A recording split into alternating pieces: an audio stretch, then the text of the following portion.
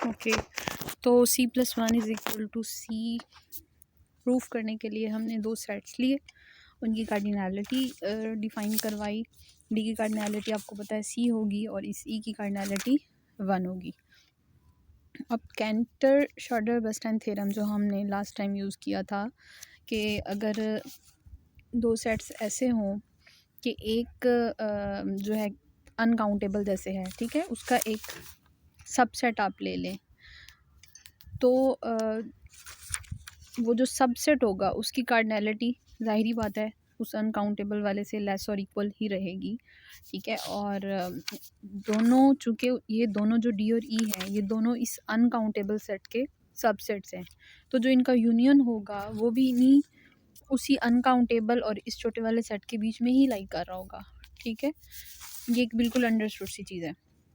तो इसी बर्नस्टाइन थ्योरम को यूज़ करते हुए हमने देखा कि डी की कार्डिनैलिटी सी है, आर की कार्डिनैलिटी हमें पता है कि वो सी है, तो इन दोनों के जो यूनियन की कार्डिनैलिटी है वो बीच में सैंडविच के तौर पे, जैसे स्क्वीज थ्योरम होता है आपके पास, उसके अकॉर्डिंग हम कह सकते हैं कि डी यूनियन ई की कार्डिनैलिटी भी सी ही होगी, because this is greater than or equal to C and less than or equal to सी।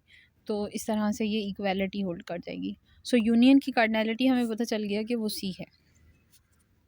अब हम ये चीज़ डायरेक्ट बता सकते हैं कि दो डिसजॉइंट सेट्स के यूनियन की कार्डिनैलिटी उनके सेपरेट जो कार्डिनैलिटी है उनके सम के इक्वल है, ठीक है। तो इस तरह से C+1 इक्वल टू सी लिखा जा सकता है।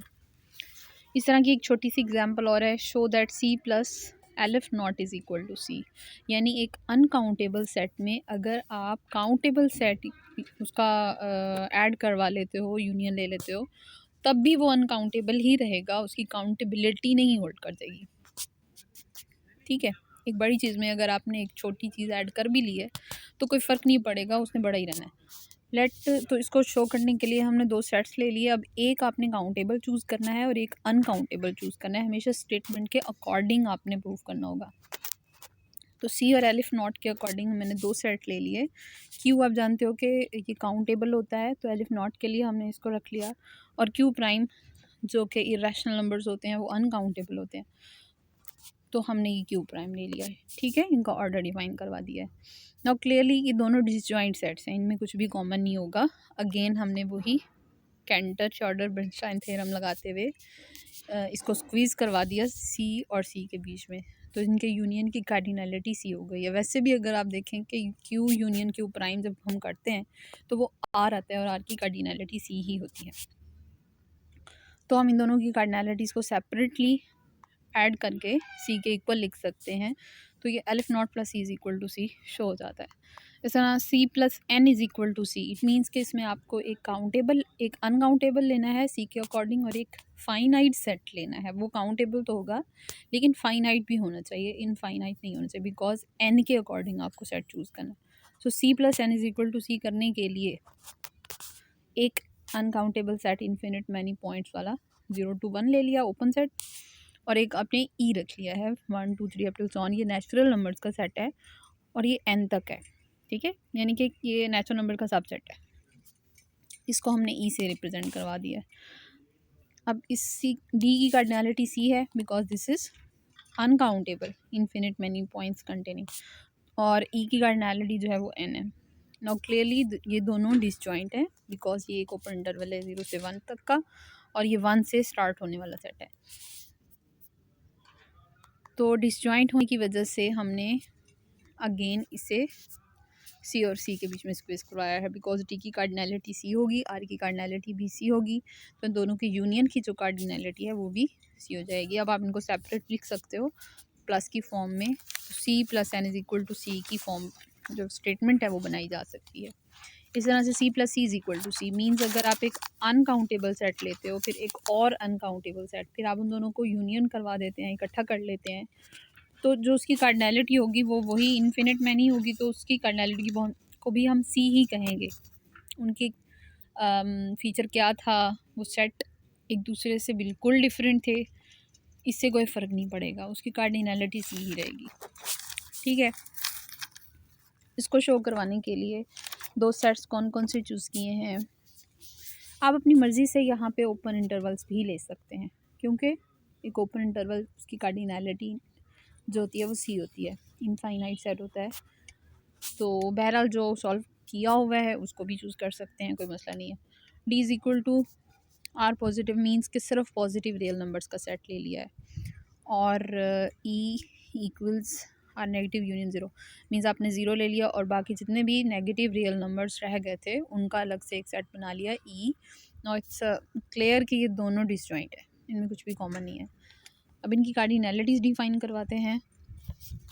आर पॉजिटिव की कार्डिनैलिटी सी होगी, आर नेगेटिव यूनियन ज़ीरो की कार्डिनैलिटी भी सी होगी, ठीक है।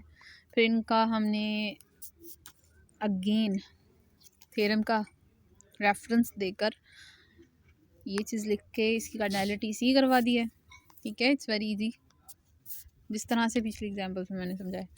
सी plus C is equal to C, ये आपका रिक्वायर सॉल्यूशन आ गया, ठीक है। अदर मेथड आपको बताया गया है, दो इंटरवल्स ले लिए हैं, ये 0 से लेकर 1 तक का half open half close interval ले लिया, ये सिर्फ क्लोज इंटरवल 1 से 2 तक का ले लिया है। इन दोनों में कुछ भी कॉमन नहीं है, बिकॉज यहाँ ये सेट 1 पे आके ख़त्म हो जाता है, बल्कि 1 को भी इंक्लूड नहीं करता है, और ये 1 से स्टार्ट होता है।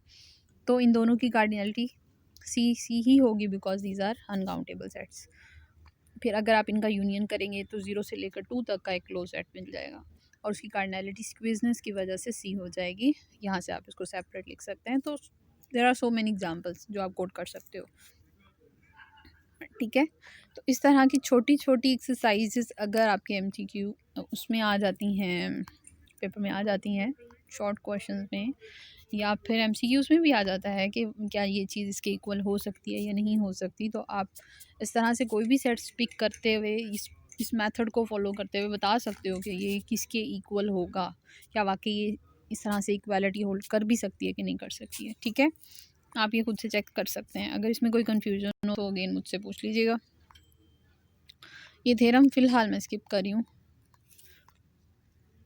इसकी स्टेटमेंट को पढ़ लेते हैं, स्टेटमेंट समझ लेते हैं और फिर इसका प्रूफ हम करेंगे इंशाल्लाह। Any infinite set can be expressed as a disjoint union of countably infinite subsets. What does it mean? आपके पास कोई भी इनफाइनाइट सेट अगर होता है तो उससे काउंटेबली इनफाइनाइट सबसेट्स, यानी बहुत सारे ऐसे सेट्स आप निकाल सकते हैं जो डिसजॉइंट हो आपस में, डिसजॉइंट यूनियन लिखा हुआ है ना, मीन्स उनमें कुछ भी कॉमन ना हो और वो काउंटेबली इनफाइनाइट भी हों, तो हम उस इनफाइनाइट सेट को इस तरह से रिप्रेजेंट करवा सकते हैं, काउंटेबली इनफाइनाइट। फॉर एग्जांपल, जैसे आपके पास सेट ऑफ नेचुरल नंबर है, ठीक है, वो एक इनफाइनाइट सेट है।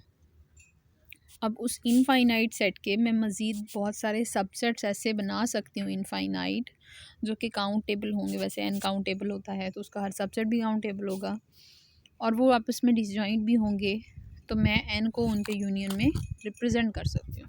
ये एक तरह से पार्टीशन का कॉन्सेप्ट आ जाता है इस थ्योरम में, ठीक है। इसका प्रूफ हम करेंगे। नेक्स्ट थ्योरम की स्टेटमेंट क्या है? Any infinite set A can be written as a disjoint union A equals B union C where A B and C are all have the same cardinal number, और prove that E plus E is equal to E. यानी कि ऊपर वाले theorem की statement में और इस statement में कितना फ़र्क है। वहाँ पे सेट को स्पेसिफाई नहीं किया गया था कि वो ये है। दूसरी बात वहाँ ये थी कि उसके कितने डिसजॉइंट यूनियन सबसेट्स, कितने डिसजॉइंट सबसेट्स निकाले जाएंगे, वो नहीं बताया गया कि 2 रखने हैं या 3 रखने हैं, कितने रखने हैं। इस स्टेटमेंट में आके वो बी और सी सिर्फ 2 सबसेट्स की बात करता है, ठीक है। डिसजॉइंट यूनियन बी और सी में दिखा दिया, तो दोनों थ्योरम्स में चीज़ एक ही है। तो इन दोनों का जो प्रूव है उसमें थोड़ा फ़र्क है, वो थोड़ा लेंथी है, because that is for the general, वो एक तरह से जनरल हो जाता है, बिकॉज वहाँ पे सेट्स की तादाद को मेंशन नहीं किया गया था, और यहाँ सिर्फ 2 सेट्स की बात है, तो ये थोड़ा छोटा है इसका प्रूफ। बहरहाल नेक्स्ट थ्योरम की स्टेटमेंट है आपके पास, D and E be cardinal numbers such that D is less than or equal to E and E is infinite then D plus E is equal to E. क्या मतलब है, आपके पास दो कार्डिनल नंबर्स हैं, मीन्स दो sets के according cardinalities assign की गई थी और उनका आपस में रिलेशन कैसा है कि जो डी है वो less than or equal to E हो सकता है, यानी कि उन दो सेट्स की जो कार्डिनैलिटी है वो बराबर भी हो सकती है और हो सकता है कि ये पहले सेट की कार्डिनैलिटी दूसरे वाले से कम हो। और ये जो ई है यानी कि जो बड़े वाला सेट है उसकी जो कार्डिनैलिटी है वो इनफाइनाइट है, देन जब आप उन दोनों को ऐड करेंगे तो ई आएगा। वैसे भी ये कॉमन सेंस की बात है कि जो इनफाइनाइट सेट होगा, जैसे हमने पीछे भी देखा था कि आप किसी फाइनाइट सेट को किसी इनफाइनाइट में जब शामिल कर लेंगे तो वो भी इनफाइनाइट ही बन जाएगा। तो वही बात है कि D plus is equal to E where E is infinite.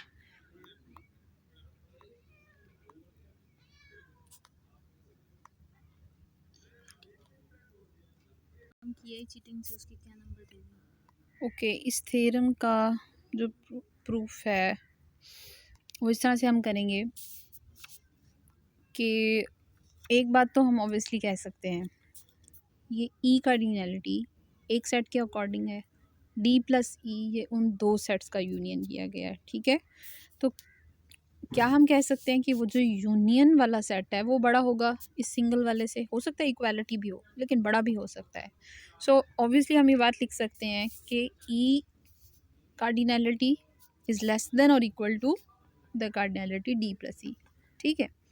अब हमें गिवन ये था कि D is less than or equal to E, okay, ये स्टेटमेंट में गिवन था है।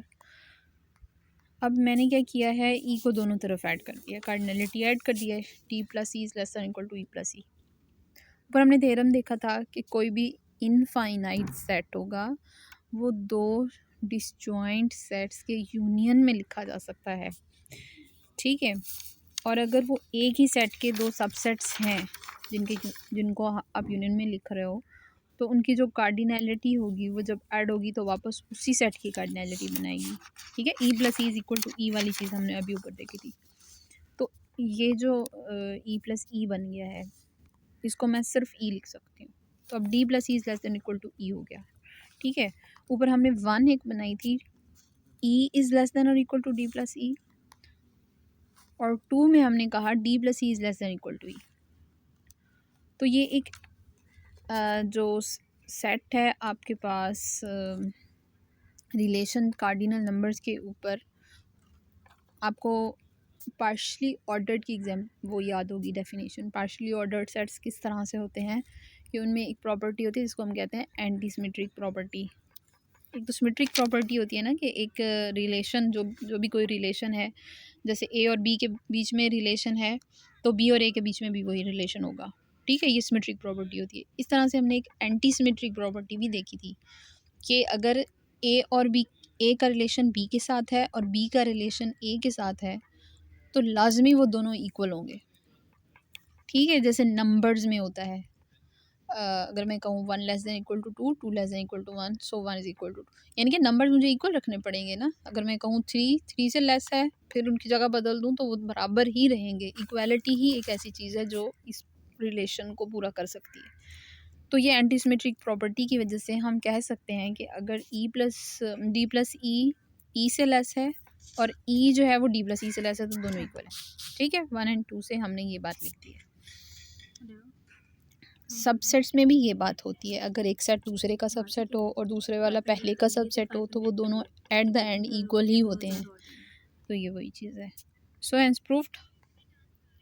आगे ये छोटी छोटी जो क्या कह रही है? एक्सरसाइज के क्वेश्चंस हैं ये आपने खुद देखने हैं 1 और 2, और इनमें अगर आपको कोई कन्फ्यूजन आती है तो आपने मुझसे पूछना है, ठीक है। उसके बाद कार्डिनल मल्टीप्लिकेशन हम इंशाल्लाह नेक्स्ट लेक्चर में पढ़ेंगे। और आज मैं आपको एक टॉपिक असाइन भी करने वाली हूँ, बल्कि मैं आपको एक अटैचमेंट सेंड करती हूँ अभी, आपने उसे रीड करना है खुद से और फिर उसमें से क्वेश्चनिंग मैं करूँगी, अब्बू को फ़ोन कर, ठीक है। सो आज का लेक्चर हम यहीं एंड करते हैं।